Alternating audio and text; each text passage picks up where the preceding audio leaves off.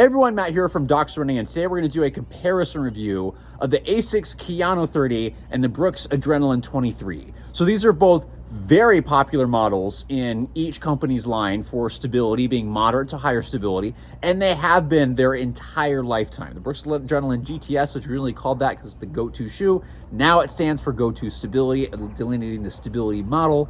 The Kayano series has always been incredibly popular for a wide variety of individuals, be it running, be it walking, be it casual wear. Both of them, in fact, have done that. So they've all sold very, very well.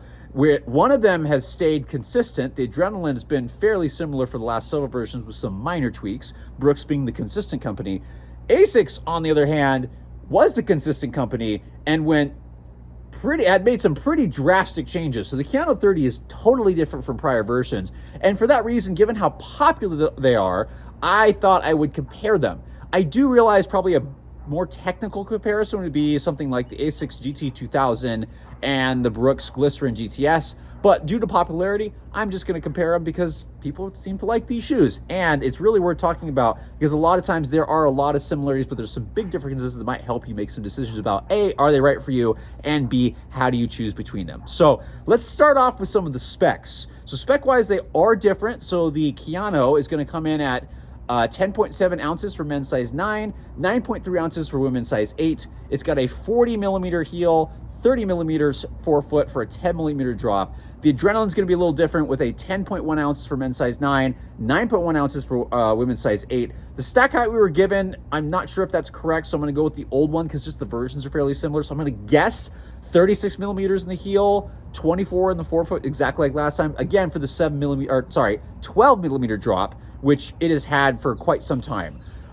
So some differences in weight. Obviously, the Adrenaline is much lighter by over half an ounce, and that is noticeable on foot, and we'll talk about how that impacts things in a second. Foams are definitely really, really different. The rides are really, really different. But let's kind of dive into starting with the fit, because that's a really big place to talk about, hey, how these things fit as soon as you put them on your feet. So the Adrenaline used to have a similar fit to the Kayano, and that's why I brought this up. So things are now different. The Adrenaline has like a very normal width fit with a slightly snug forefoot. The security is usually really good. It's not something I would suggest for people with wider feet. If you want that, you're gonna want Glycerin or the wide version of this shoe, but it's got a very normal, slightly snug fit. The Kayano used to have something similar, and now it's totally different. So upper, again, this is the more premium of the two models. It is more expensive, but there's a wider upper up top here. So while this kind of fit more normal in the past, this has much more width throughout. And part of that's because they went with kind of more the natural guidance kind of concept with a wider sole overall, but there's also a lot more room side to side here, which for me feels great. I have plenty of room to spread my toes, but the volume is just a little bit low. It's low enough that it doesn't allow for a lot of like sliding. So people that have normal and slightly wider feet, you're actually going to really enjoy the Kayano 30. I really have enjoyed it, especially on long days. The Adrenaline, if you have more of a normal width foot or maybe like something a teeny bit more snug, that's going to fit your foot a little bit better. Both of them have fairly similar heel counters, both stiff. The Kayano has much more padding back there, so people with sensitive heels, you might do a little bit better with this one. I can feel the heel counter on the Adrenaline much more, but it does also lock me down a teeny bit better in that area. But the stability overall, we'll talk about in just a second. In terms of, let's get into that actually. So stability, two different ways of doing this stuff. Yes, Brooks has the guide rails that they've talked about for a while, but there is, to my understanding, still a medial post in the medial side. So when I put on this, I noticed the medial guide rail and that feel immediately, right? It's a higher stability shoe, moderate to high. So I'm like, yep, this feels like a stability shoe. It's gonna have a stiffer heel just because a lot of and midfoot, just because that's where a lot of the stability is. Not as big of a bevel here. Yes, there's a crash bevel, but it's kind of more of your traditional higher drop, a little bit of clunkiness in the heel, but that's Adrenaline, right? The Kayano, on the other hand, totally different. And this is, again, DNA Loft V2, by the way, in the Adrenaline, so it's just a teeny bit softer, but actually feels mostly similar. Slightly softer heel, a little firmer forefoot, pretty similar to last versions. This one, Kayano 30, totally different. The Flight Foam Blast Eco Plus with the Pure Gel is really a different ride than previous. It's much softer. This has a very maximalist ride. It's maxed out stack height, a lot of foam, a very wide platform, sidewalls on the side, really does a good job of creating that stable ride that we talk about from the guidance perspective. There is this additional piece over here that's supposed to act as a post or some internal stuff they're doing with the geometry. But it took me about 40 miles to actually start feeling this medial thing, and it's pretty mild. So I would say aggressiveness and stability, the Adrenaline kind of has a little bit more traditional stuff. The Kayano has much better integrated stability throughout the length of the shoe. So the forefoot is really good just based on the wider base. The midfoot does not narrow. Midfoot narrows just a teeny bit in the Adrenaline.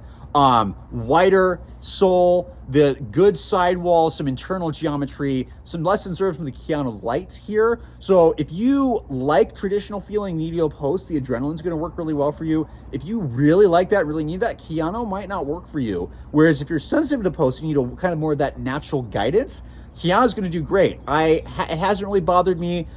Shoes that are too stiff can bother my knee. Kayano doesn't do that at all. Adrenaline gets it a little bit until it breaks in, and then it's fine. So both higher stability shoes, but how they're executed is totally different. So if you're sensitive to that stuff, but you still need something stable, Kayano's going to definitely be your best friend. It is stable. Do not worry. It's just done differently than the previous. Adrenaline's more traditional. Now let's get on to ride, because I kind of referenced that, but much softer ride in the Kayano. It's a little heavier, so works much better for easier efforts. The heel is finally a little more rounded. It's not as rounded as I think it could be, but the foam compresses really well, and you get a fairly decent and smooth transition. Rockered, right? Not a ton of flexibility, but a softer ride overall, really that works well for longer miles, easier miles, not so much the fast stuff. I have tried to do a fartlek. It did not go well. That's not what the shoe is for. It's not how it's built. That's fine. The Adrenaline's a different story. It's on the lighter end for some of these shoes, right? So sitting at 10 ounces, could it be lighter? I still think so, but that's me, right? So 10 ounces is pretty light for a lot of these shoes. It feels like it's in the 9 ounce range, but I even measured on my scale. I'm getting consistent readings. How do I say this? It feels like it's a little bit more snappy, right? Really cushioned in the Kayano, little bit more responsive, a little bit more snappy just because it's lighter, and the forefoot's a little firmer. So my first test run was actually at Brooks headquarters in Seattle. Thank you, Brooks, for inviting me and giving me a tour. It was really awesome. I had a great time. I'd love to come back. It was in an early morning. I just got a pair of these and went for a run and decided I'm going to do a fartlek. And it actually responded really well. Is it a trainer? Yes. It's not going to be your super fast shoe. The Launch GTS and the Hyperion GTS, much better option for running fast. But if you want to pick up the pace a little bit, it can do that. It just feels a little bit more nimble than the Kayano, which is much more cushioned and protective in my mind. It's not this like the Adrenaline isn't a protective shoe. It's just got a little different ride, right? Higher heel. The heel drop is a little bit more noticeable in the Adrenaline, as it always is. Kayano's a little bit better integrated, but this just has the ability, because of the lighter weight and just a little bit more firm midsole underneath relative, right?